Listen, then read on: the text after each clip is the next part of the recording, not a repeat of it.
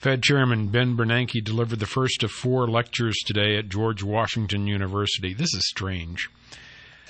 Sitting Federal Reserve Chairman delivering college lectures. Bernanke used It's a Wonderful Life as a template to explain what a central bank can do. That right there would have been worth the price of tuition. Bernanke trying to compare the Federal Reserve to Bailey Savings and Loan. Unfortunately, not many of the students that attended the lecture have seen the movie. Bernanke, though, says the Fed is a lender of last resort to banks, and without a central bank, depositors couldn't get cash from a troubled bank. You gotta have them there. What are you gonna do? And financial panics led Congress to consider establishing a central bank. Seriously, I mean, I'm wondering what Bernanke was smoking before he delivered this lecture. How many financial panics have we had since the establishment of a central bank? Anyway, Bernanke says a gold standard is a partial alternative to a central bank, but that it is far from perfect. He says there is an awful waste of resources mining gold and bringing it to the basement of the New York Fed. We could just save a lot of time if you just let me print money or create it out of thin air digitally. Wouldn't have to spend all that time digging in a ditch. Under a gold standard, a central bank has no flexibility to lower rates in recession and raise them during periods of inflation.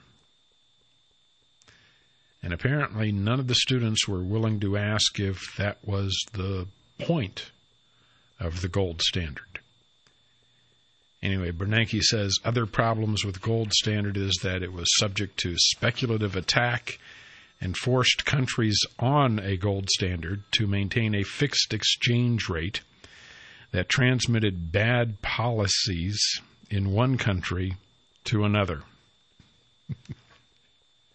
There are about a dozen things Bernanke doesn't like about gold, if not more. And then Bernanke says the 4 main causes of the Depression, economic and financial repercussions of World War I, the gold standard, the stock market bubble, and financial panic and the collapse of major banks. So he's blaming the gold standard for the Depression.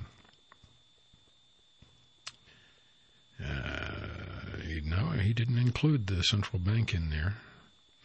And he says the reason why we got out of the Great Depression was abandoning the gold standard helped the economy recover. That was part of it anyway. And I'm thinking the man's gone insane. That's the only. So I'm following the propaganda lectures, and I'm wondering, how is it possible that Helicopter Ben could be so incredibly stupid? I'm not saying the gold standard is the answer to our economic problems, merely that Bernanke's analysis is extremely misleading. And then I start to think maybe Bernanke may be making his own cross of gold speech, but he's just using code, and he really means cross of the euro, but he can't say it out loud. And then I realize, no, Ben needs our compassion. Poor Ben is being sent out to the public to try to sell the public the idea that the corrupt bankers are good for the people and good for the economy. That's it. He's forced out to do this, trying to make the case for bankers. Phew, what a mission. A concept that will surely destroy any remaining brain cells and is an imminent threat to his mortal soul, probably. The Fed is being attacked from both the left and the right, with liberals criticizing it for not doing enough to bring down unemployment, conservatives blaming it for doing too much and risking faster inflation. The lecture series, the brainchild of the Fed and the first by a sitting chairman, streamed live over the central bank's website, afterwards posted on the Fed's YouTube page. Did you know they had their own YouTube page? Central Bank said transcripts will also be available. And before heading out for his community service, Bernanke was asked about the current state of the economy and the outlook for rates. He said he remains concerned with the pace of growth. He says we're going to continue to analyze the financial data we get. And he said of the current economic conditions, it's an interesting period right now. We've seen some improvement, but we've still got a long way to go. The bond market's been sending fairly clear signals that the economy is showing signs of improvement. Still, it is likely the Fed will have another round of easing this year. They haven't said anything about it for a while, so there's quite a lot of uncertainty. But I don't think the Fed will just allow the bond market to push rates significantly higher while the Fed maintains a target of 2% inflation. Meanwhile, Deutsche Bank says it has received subpoenas and requests for information from U.S. and European Union agencies as part of a global probe into interbank offered rates, and that it was also being sued over alleged dollar interbank rate manipulation.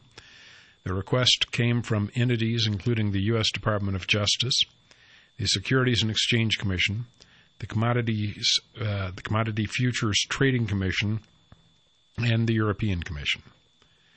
There have also been a number of civil suits filed in U.S. federal courts alleging the bank manipulated the dollar London interbank offered rate, the LIBOR, as well as manipulated prices of dollar LIBOR-based derivatives. LIBOR is the benchmark for about $360 billion worth of financial contracts worldwide. The daily LIBOR poll asks banks at what rate they think they'll be able to borrow money from each other in 10 major currencies and for 15 borrowing periods ranging from overnight loans to 12 months. As the credit crisis took hold, we started to see more and more allegations that LIBOR no longer reflected reality. And lately we've heard that indeed it didn't. And then authorities undertook to examine whether traders at the bank tried to influence whether the rate went up or down in order to profit on bets on the direction it would go. So now you got to wonder if we're starting to come to an end of LIBOR as we know it. Or if we're just going to look at this as we looked at the credit rating agencies. And we said, yeah, well, you know, they were lying and scheming, and they were bought and paid for in the worst possible way, and yet they continue on. Business as usual. Meanwhile, U.S. Treasury Secretary Timothy Geithner went to Capitol Hill, and he said Europe was only at the initial stages of a long and difficult path toward fiscal sustainability, and he warned heavily indebted countries not to resort to draconian austerity measures to fix their budgets. Geithner told the House Financial Services Committee, economic growth is likely to be weak for some time. The path of fiscal consolidation should be gradual, with a multi-year phase-in of reforms. The countries at the heart of Europe's debt crisis, Greece, Ireland, Spain, Italy, Portugal, have each taken steps to reduce their budget deficits and impose reforms to make their countries more competitive. Geithner says more cuts are not the answer. He said, if every time economic growth disappoints, governments are forced to cut spending or raise taxes immediately to make up for the impact of weaker growth on deficits, this would risk a self-reinforcing negative spiral of growth-killing austerity.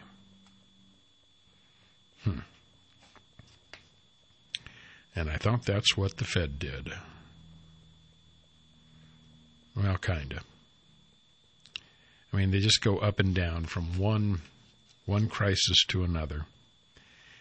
And if you really ever wanted to know why you want to own some gold, it's because these people are insane. And because they don't get to control gold. And that is the main reason why you would want to own gold, I would think.